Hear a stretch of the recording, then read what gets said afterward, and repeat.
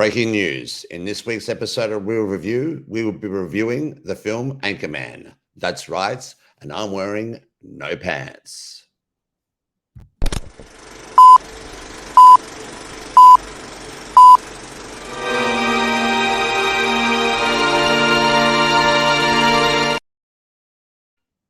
Hello, and welcome to this week's episode of Real Review. This is my third favorite comedy of all time, starring Will Ferrell.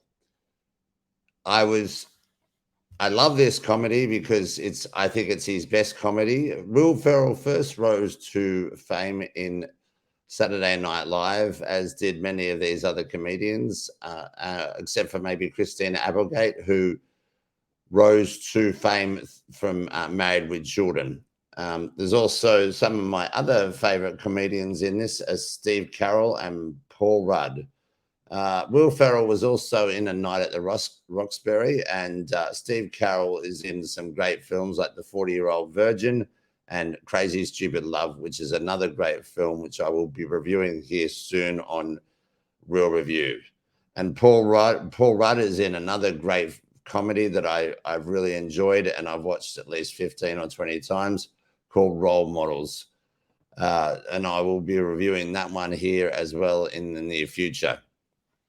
So this film is about the man, the myth, and the legend of Ron Burgundy, who is a news anchor trying to fit into a new world of diversity and inclusion. Diversity. Isn't that an old wooden ship from the Civil War era? No, I don't think so. No. Well, that brings me to my next point, which is some of the great scenes out of Anchorman. Some of these scenes have become so famous that they've been used as memes. So, for example, this one here, which is Steve Carell, and I think it's a very, very funny scene. It's used in a lot of memes about people who stream on the internet. Obviously, everything has become politicized on the internet, and people just scream all the time, and even people scream on the street. And so, Steve Carell, take it away. 60%. Oh, wrong clip. I always getting these buttons wrong. Noises! Are everyone? Yep, that's one of my favorite scenes and one of my favorite memes. So I thought I'd add this in. Before I go on to any of the other scenes, I thought I'd ask all of you, what is your favorite scene in Anchorman? I would like you to comment on the side banner. That'd be great. And also, while I'm at that, in any of my previous videos or this video, if you could like, share, and subscribe, as it would help the algorithm. And also, engagement is important to write your answers here, as it boosts my channel in the algorithm. So yeah. Another one of my favorite scenes, which has become a meme, is I'll show you the whole scene, but the very beginning of the scene, it's just after the famous fight scene in Anchorman, which they tried to replicate in Anchorman 2. As I've always said, you should never write a sequel to a comedy, because it never works, because the element of surprise of your characters and character development doesn't really work. And so I didn't really like Anchorman 2. There's elements of it that were great, but it was captured nowhere near the exuberance and excitement of the original. So this is a scene afterwards, and there's also a little bit of more that I find funny in this scene. Boy, that escalated quickly. I mean, that really got out of hand fast. It jumped up a notch. It did, didn't it? Yeah, I stabbed a man in the heart. I saw that. Brick killed a guy. Did you throw a trident? Yeah, there were horses and a man on fire, and I killed a guy with a trident. Brick, I've been meaning to talk to you about that. You should find yourself a safe house or a relative close by. Lay low for a while because you're probably wanted for murder. I just find that hilarious. Yeah, and also another one of my favorite scenes, and I personally use this one in real life all the time when I'm talking to people who have no idea what they're talking about, which is the majority of people in today's world, because everybody is either uninformed or misinformed about the reality of what's going on in the news.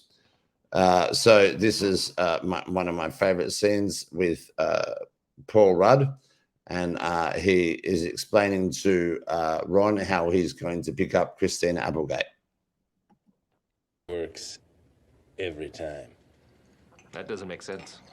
Let me start that again. They've done studies, 60% of the time, it works every time. That doesn't make sense. It's just classic. So yeah, and also yeah, so when Ron first meets Christina Applegate, he is trying to pick her up at a party, and he doesn't know who she is yet, that she's going to be his co-anchor. And so he goes up to her at this staff party at his place and tries to tell her who he is.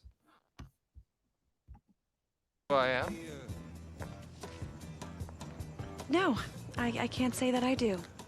I don't know how to put this, but I'm kind of a big deal. Really? People know me. Well, I'm very happy for you. I'm very important. I have many leather-bound books, and my apartment smells of rich mahogany. It gets me every time. So there's another really funny scene in Anchorman, and I didn't add in the context of this scene because it's another one of these jokes which has an initial kind of setup early on in the film, and then it has its punchline later on, where they're talking about where Ron will read anything off the teleprompter. And so later on, after he and Christina Applegate are fighting, she changes what's on the teleprompter, and I won't say any more about that because I think of all the films I've been reviewing so far, I've given too much away. So I want to entice people to watch these films, because that's why I'm reviewing these, because I think it's important to go back and watch films that are like half decent. Like I said at the beginning of my setup for this, why I'm doing this real review, because I want people to get back into making films without messaging in them, like the Critical Drinker points out, and films that are good and films that are funny, and not be afraid of offending people and offending their sensibility, because if you're offended, then that just means you're weak and you're soft. So yeah, this is my favorite setup scene for another scene later that kind of drives the narrative forward in the film. Damn it! Who typed a question mark on the teleprompter? Don't you know that Ron will read anything that's on the teleprompter? Anyway, I found that funny. Yeah, so after he has a fight with Christina Applegate, and then she kind of gets him fired from his job because of her changing what's on the teleprompter. I won't tell you what he says to get him fired, because that's another really, really funny joke. He is in an emotional state because his dog's just been punted off a bridge, and I find this scene very funny because men aren't supposed to show their emotions, but in comedy they do because it adds to the comedic performance because men showing their emotions is kind of like a joke. Where are you? I'm in a glass case of emotion. Look, he's gonna put Corning Stone on. He's gonna put Corning Stone on. And I thought I'd add this scene in as an extra caveat for my brother. This is one of his favorite lines from the film, my eldest brother Joe. So this one's for you. It's so damn hot. Milk was a bad choice. Yeah, I really like that scene. So, yeah, as I was saying, I think the four best actors in this film are Will Ferrell, Steve Carell, Paul Rudd, and Christina Applegate, all of which I've told you got their start in other areas of the industry and rose to fame. And of the three comedies, I think even though I rank this one the third best out of all the comedies because I think Dirty Rotten Scoundrels is the most intelligent comedy, which is why I like it. I'm also a big fan of Yes Minister, the old British TV show, and also Hot Fuzz, because the British humor again is just is fantastic. But of all the three comedies, this one has the most quotable lines. Obviously, Hot Fuzz and the Dirty Rotten Scoundrels have a few quotable lines here and there, like Ruprecht, put a cork on your fork, or in the Hot Fuzz, it's like Aaron Aronson. But this one has like what I've just shown you of these scenes that I've added in. I think that's just the tip of the iceberg of quotable lines from this film. So I thought while I'm talking about the actors in this comedy, I'm always wondering of all the actors in this comedy, including the ones I've mentioned, who is your favorite actor in Anchorman? And of course, well, for example, I think one of my favorite actors in Anchorman would have to be Steve Carell because he's quite consistent across dramas and comedies that he's been in, whereas Will Ferrell and Paul Rudd, I think, are quite inconsistent. And as for Christina Applegate, haven't heard much from her in recent years. She's kind of aged out of comedy for the ladies.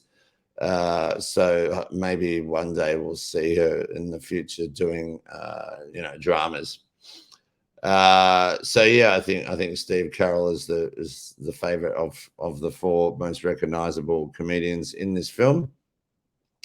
And then also talking about not just the actors but their characters, I'm just wondering who is your favorite character in this film.